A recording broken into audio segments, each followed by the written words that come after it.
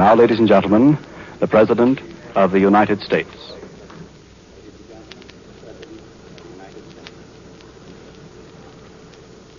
My fellow Americans of all the Americas, my friends, I am speaking tonight from the White House in the presence of the governing board of the Pan American Union, the Canadian minister, and their families. The members of this board are the ambassadors and ministers of the American republics in Washington.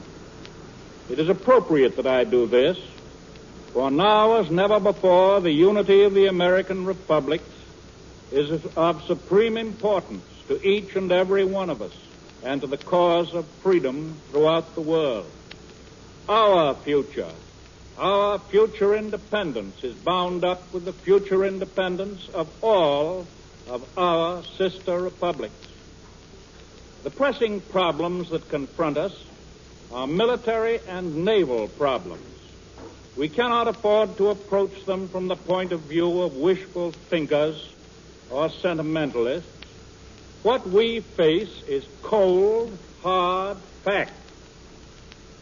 The first and fundamental fact is that what started as a European war has developed, as the Nazis always intended it should develop, into a war for world domination. Adolf Hitler never considered the domination of Europe as an end in itself. European conquest was but a step toward ultimate goals in all the other continents.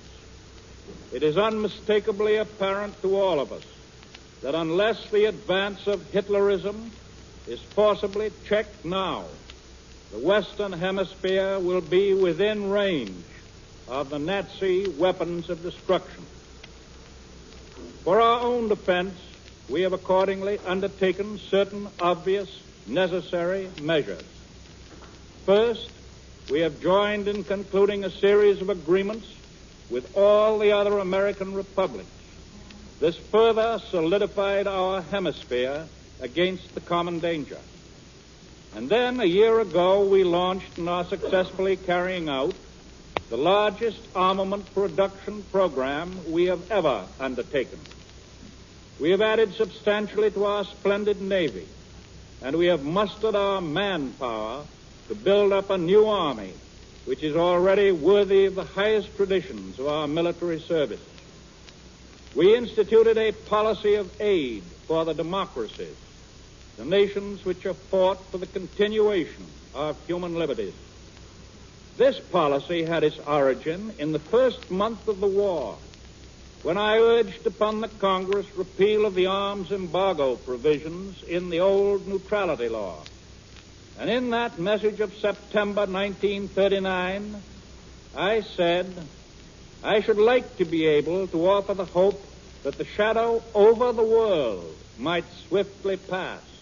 I cannot. The facts compel my stating with candor that darker periods may lie ahead. In the subsequent months, the shadows did deepen and lengthen, and the night spread over Poland, Denmark, Norway, Holland, Belgium, Luxembourg, and France. In June 1940, Britain stood alone, faced with the same machine of terror which had overwhelmed her allies. Our government rushed arms to meet her desperate needs. In September 1940, an agreement was completed with Great Britain for the trade of 50 destroyers for 8 important offshore bases. And in March 1941, this year, the Congress passed the Lend-Lease Bill and an appropriation of $7 billion to implement it. This law realistically provided for material aid for the government of any country whose defense the President deems vital to the defense of the United States.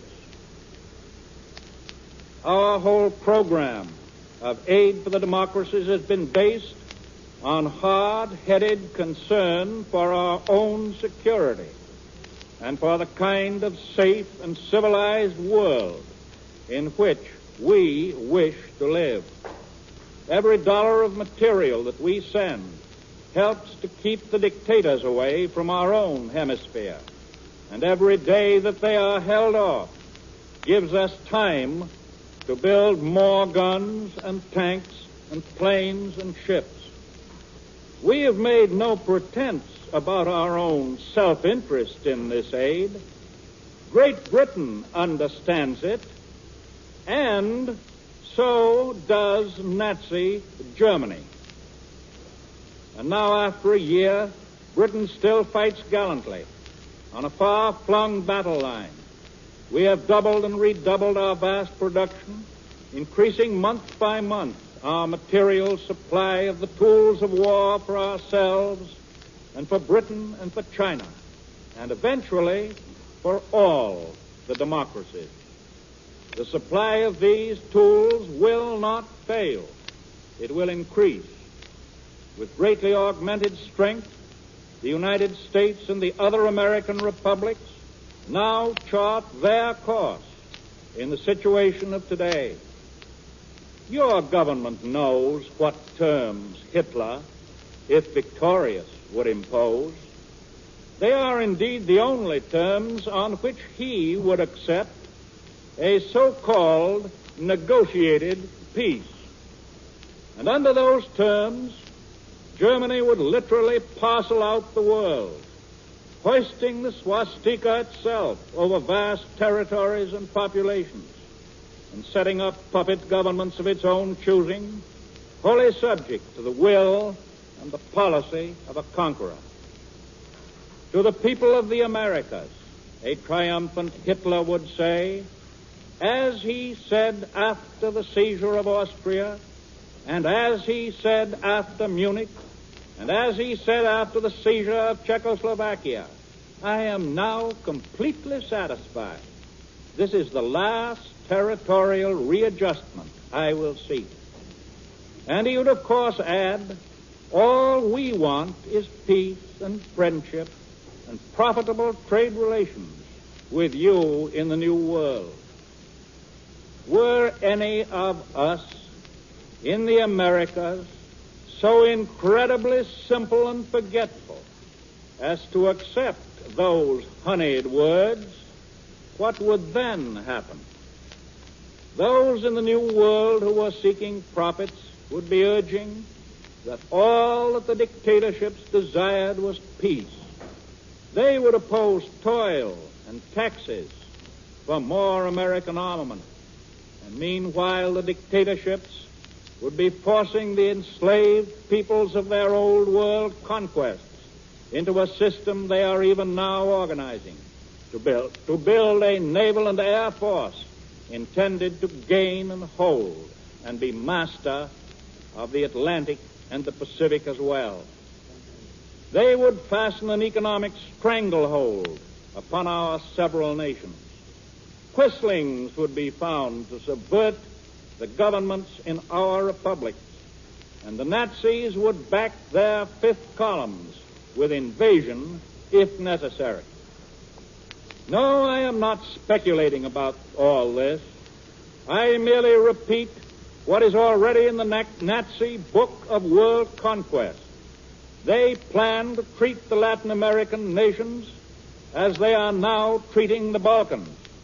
They plan then to strangle the United States of America and the Dominion of Canada. The American laborer would have to compete with slave labor in the rest of the world. Minimum wages, maximum hours, nonsense. Wages and hours fixed by Hitler.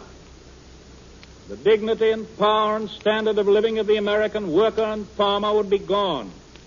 Trade unions would become historic relics, and collective bargaining a joke. Farm income? What happens to all farm surpluses without any foreign trade? The American farmer would get for his products exactly what Hitler wanted to give. And the farmer would face obvious disaster and complete regimentation. Tariff walls, Chinese walls of isolation would be futile. Freedom to trade is essential to our economic life. We do not eat all the food we produce. We do not burn all the oil we can pump. We do not use all the goods we can manufacture. It would not be an American wall to keep Nazi goods out. It would be a Nazi wall to keep us in. The whole fabric of working life as we know it, business and manufacturing, mining and agriculture, all would be mangled and crippled under such a system. Yet to maintain even that crippled independence would require permanent conscription of our manpower. It would curtail the funds we could spend on education, on housing, on public works, on flood control, on health. And instead, we should be permanently pouring our resources into armaments. And year in and year out, standing day and night watch against the destruction of our cities. Yes, even our right of worship would be threatened. The Nazi world does not recognize any God except Hitler. For the Nazis are as ruthless as the communists in the denial of God. What place has religion, which preaches the dignity of the human being, the majesty of the human soul, in a world where moral standards are measured by treachery and bribery and fifth columnists? Will our children, too, wander off, goose-stepping in search of new gods? We do not accept, we will not permit this Nazi shape of things to come. It will never be forced upon us if we act in this present crisis with the wisdom and the courage which have distinguished our country in all the crises of the past. Today, the Nazis have taken military possession of the greater part of Europe. In Africa, they have occupied Tripoli and Libya, and they are threatening Egypt, the Suez Canal, and the Near East. But their plans do not stop there, for the Indian Ocean is the gateway to the Farther East. They also have the armed power at any moment to occupy Spain and Portugal.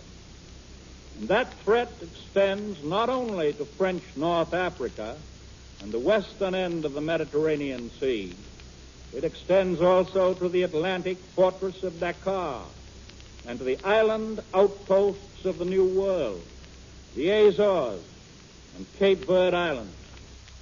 Yes, these Cape Verde Islands are only 7 hours' distance from Brazil by bomber or troop-carrying planes. They dominate shipping routes to and from the South Atlantic. The war is approaching the brink of the Western Hemisphere itself. It is coming very close to home. Control or occupation by Nazi forces of any of the islands of the Atlantic would jeopardize the immediate safety of portions of North and South America and of the island possessions of the United States, and therefore of the ultimate safety of the continental United States itself. Hitler's plan of world domination would be near its accomplishment today were it not for 2 factors. One is the epic resistance of Britain, her colonies, and the great dominions, fighting not only to maintain the existence of the island of Britain, but also to hold the Near East and Africa. The other is the magnificent defense of China, which will, I have reason to believe, increase in strength. And all of these together are preventing the Axis from winning control of the seas by ships and aircraft. The Axis powers can never achieve their objective of world domination unless they first obtain control of the seas. That is their supreme purpose today, and to achieve it, they must capture Great Britain. They could then have the power to dictate to the Western Hemisphere no spurious argument, no appeal to sentiment, no false pledges like those given by Hitler at Munich can deceive the American people into believing that he and his Axis partners would not, with Britain defeated, close in relentlessly on this hemisphere of ours. But if the Axis powers fail to gain control of the seas, then they are certainly defeated. Their dreams of world domination will then go by the board, and the criminal leaders who started this war will suffer inevitable disaster. Both they and their people know this, and they and their people are afraid. That is why they are risking everything they have, conducting desperate attempts to break through to the command of the ocean. Once they are limited to a continuing land war, their cruel forces of occupation will be unable to keep their heel on the necks of the millions of innocent, oppressed peoples on the continent of Europe. And in the end, their whole structure will break into little pieces. And let us remember that the wider the Nazi land effort, the greater is their ultimate danger. We do not forget the silenced people. Masters of Germany, those at least who have not been assassinated or escaped to free soil, have marked these silenced peoples and their children's children for slavery. But those people, spiritually unconquered, Austrians, Czechs, Poles, Norwegians, Dutch, Belgians, Frenchmen, Greeks, Southern Slavs, yes, even those Italians and Germans who themselves have been enslaved, will prove to be a powerful force in the final disruption of the Nazi system. All freedom, meaning freedom to live and not freedom to conquer and subjugate other peoples, depends on freedom of the seas. All of American history, North, Central, and South American history, has been inevitably tied up with those words, freedom of the seas.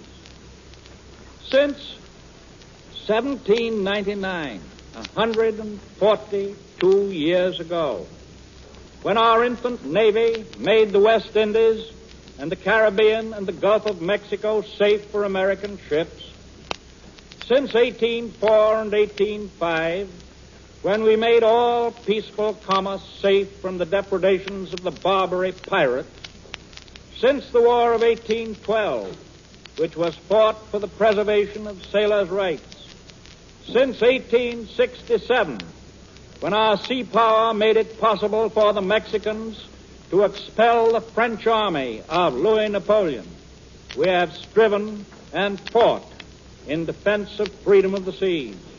Freedom of the seas for our own shipping, for the commerce of our sister republics, for the right of all nations to use the highways of world trade, and for our own safety.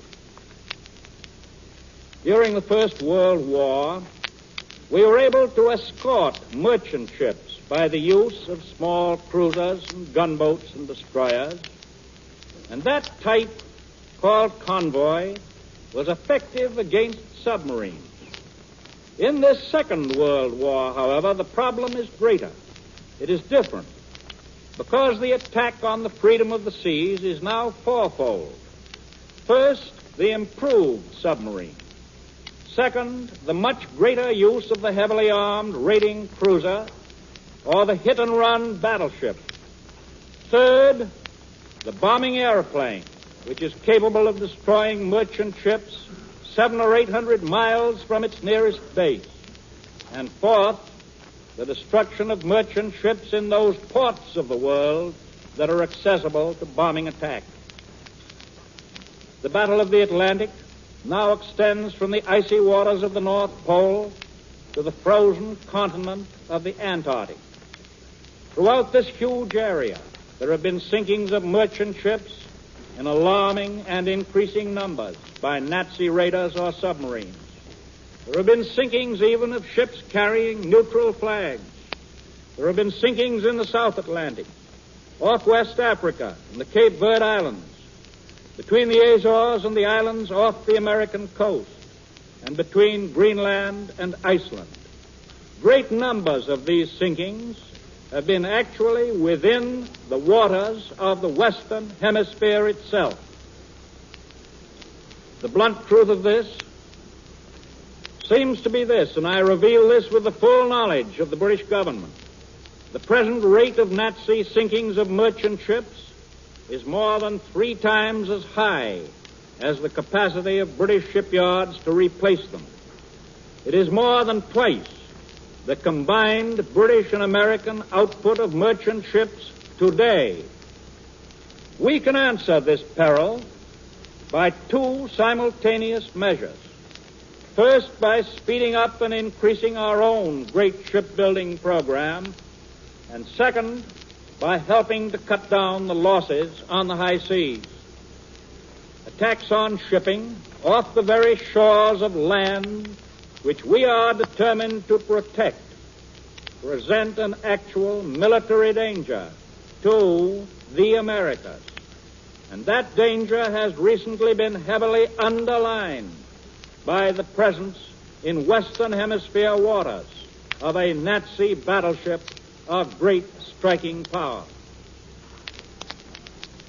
You remember that most of the supplies for Britain go by a northerly route, which comes close to Greenland and the nearby island of Iceland.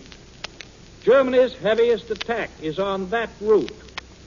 Nazi occupation of Iceland or bases in Greenland would bring the war close to our own continental shores, because those places are stepping stones to Labrador, to Newfoundland, to Nova Scotia, yes, to the northern United States itself, including the great industrial centers of the North, the East, and the Middle West. Equally, the Azores and the Cape Verde Islands, if occupied or controlled by Germany, would directly endanger the freedom of the Atlantic and our own American physical safety. Under German domination, those islands would become bases for submarines, warships, and airplanes raiding the waters that lie immediately off our own coast and attacking the shipping in the South Atlantic. They would provide a springboard for actual attack against the integrity and the independence of Brazil and her neighboring republics. I have said on many occasions that the United States is mustering its men and its resources only for purposes of defense, only to repel attack. I repeat that statement now. But we must be realistic when we use the word attack. We have to relate it to the lightning speed of modern warfare. Some people seem to think that we are not attacked until bombs actually drop in the streets of New York or San Francisco or New Orleans or Chicago. But they are simply shutting their eyes to the lesson that we must learn from the fate of every nation that the Nazis have conquered. The attack on Czechoslovakia began with the conquest of Austria. The attack on Norway began with the occupation of Denmark. The attack on Greece began with occupation of Albania and Bulgaria. The attack on the Suez Canal began with the invasion of the Balkans and North Africa. And the attack on the United States can begin with the domination of any base which menaces our security north or south. Nobody can foretell tonight just when the acts of the dictators will ripen into attack on this hemisphere and us. But we know enough by now to realize that it would be suicide to wait until they are in our front yard. When your enemy comes at you in a tank or a bombing plane, if you hold your fire until you see the whites of his eyes, you will never know what hit you. Our Bunker Hill of tomorrow may be several thousand miles from Boston, Massachusetts. Anyone with an atlas, anyone with a reasonable knowledge of the sudden striking force of modern war knows that it is stupid to wait until a probable enemy has gained a foothold from which to attack. Old-fashioned common sense calls for the use of a strategy that will prevent such an enemy from gaining a foothold in the first place. We have accordingly extended our patrol in North and South Atlantic waters. We are steadily adding more and more ships and planes to that patrol. It is well known that the strength of the Atlantic fleet has been greatly increased during the past year, and that it is constantly being built up. These ships and planes warn of the presence of attacking raiders on the sea, under the sea, and above the sea. The danger from these raiders is, of course, greatly lessened if their location is definitely known. And we are thus being forewarned.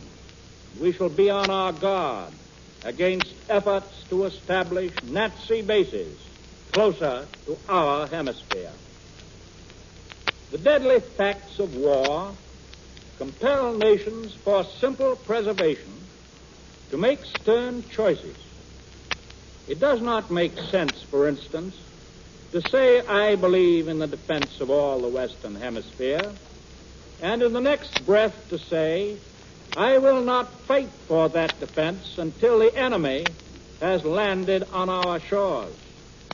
If we believe in the independence and the integrity of the Americas, we must be willing to fight to defend them just as much as we would fight for the safety of our own homes.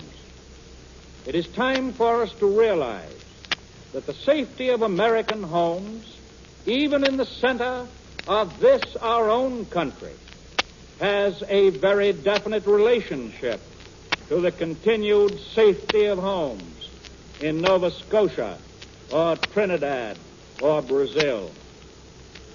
Our national policy today, therefore, is this.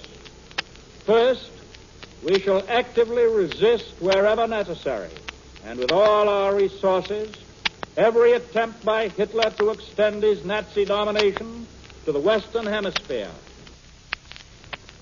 As a military force, we were weak when we established our independence, but we successfully stood off tyrants, powerful in their day, tyrants who are now lost in the dust of history. Odds meant nothing to us then.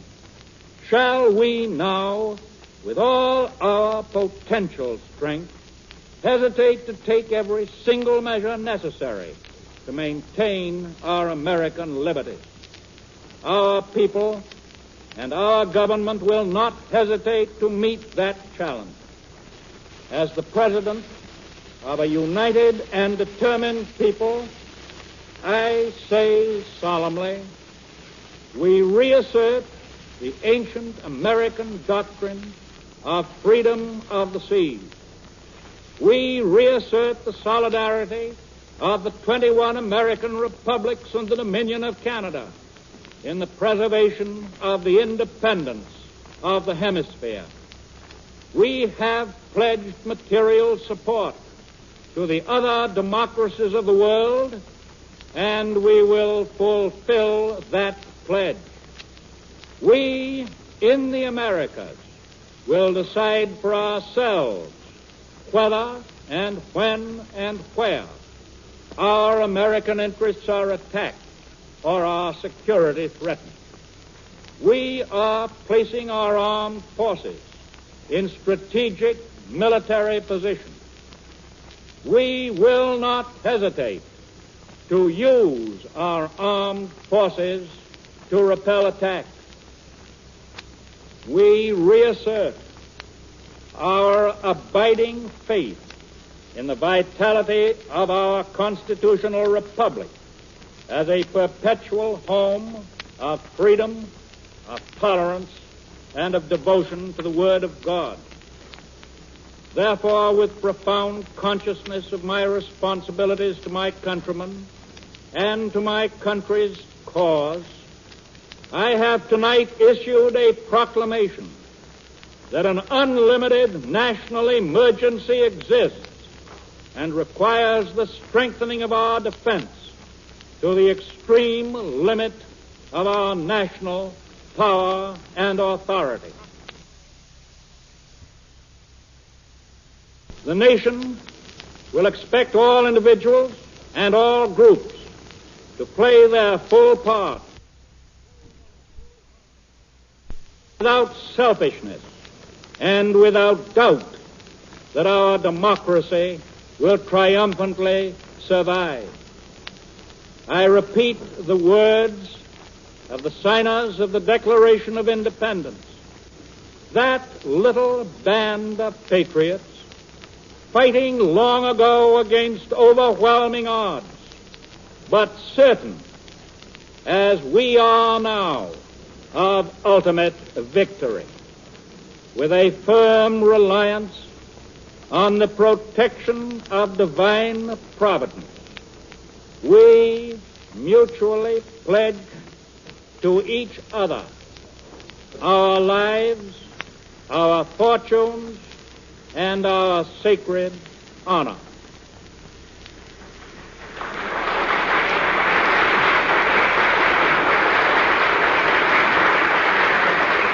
Ladies and gentlemen, the world has heard the President of the United States, who spoke tonight from the East Room of the White House. Delivering the fireside chat was arranged after the cancellation of his remarks planned for the Pan American reception in honor of the President and Mrs. Roosevelt.